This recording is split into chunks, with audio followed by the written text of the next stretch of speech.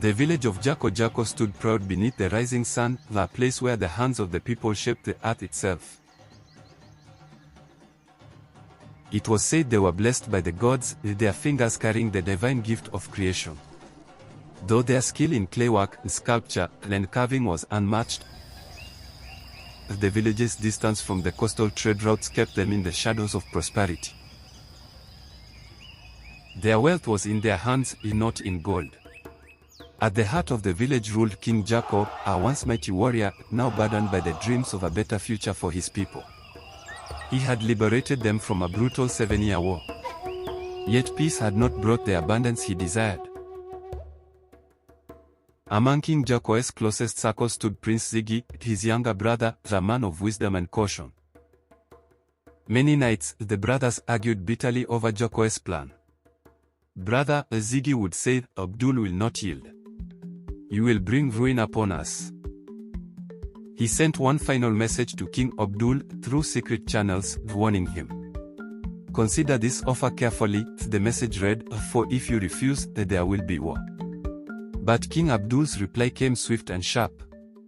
Tell Jàkò, the coast will remain mine. If he seeks war, he will find death. Even his wife, the gentle Queen Amina, pleaded with him in whispered tones beneath the moonlight. My king, she said, not all battles are fought with swords. Leave the coast to them. Our hands create wonders. That is enough. Amidst the rising tension, life in Jàkò continued, and the village prepared for its most beloved tradition, the Festival of Hands.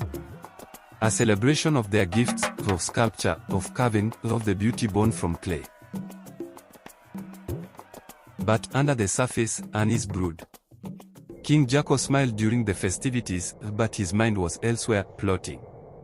After the festival, the king summoned a new chief priest, one versed in ancient and forbidden rites. At midnight, under a dark and trembling sky, the priest performed the rituals, consulting the gods on the idea that Jàkò had on taking over parts of the coastal region. But the gods told him he should back down from such idea. It was never going to end well.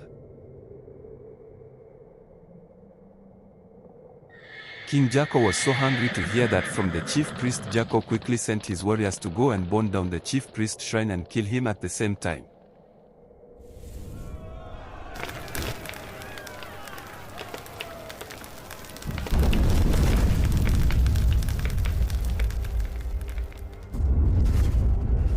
But then King Jàkò still never gave up.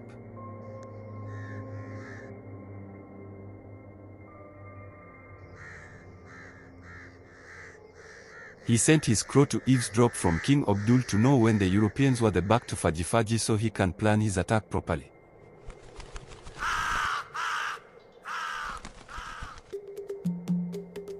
And then he summoned another chief priest, the one deep in the mountains that was really deep-rooted in mystical powers. Jàkò wanted to send a spell as a warning sign to the Europeans. A successful ritual that made the waters tremble. Calling upon the spirits of the sea, he unleashed storms upon the Europeans sailing toward the coast.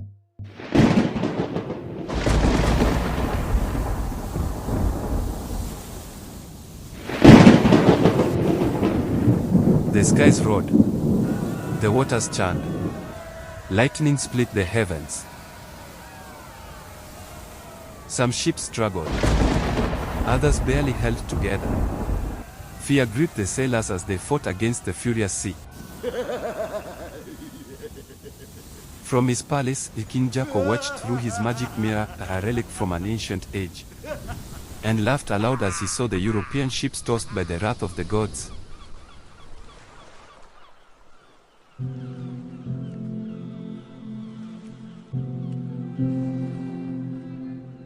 But fate was merciful.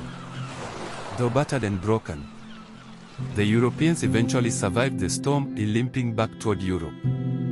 The ritual had not claimed their lives, but the message was clear. King Jàkò was no man to be ignored. As the waters calmed and the storm clouds drifted away, King Jàkò stood at his balcony, his laughter fading into a heavy silence.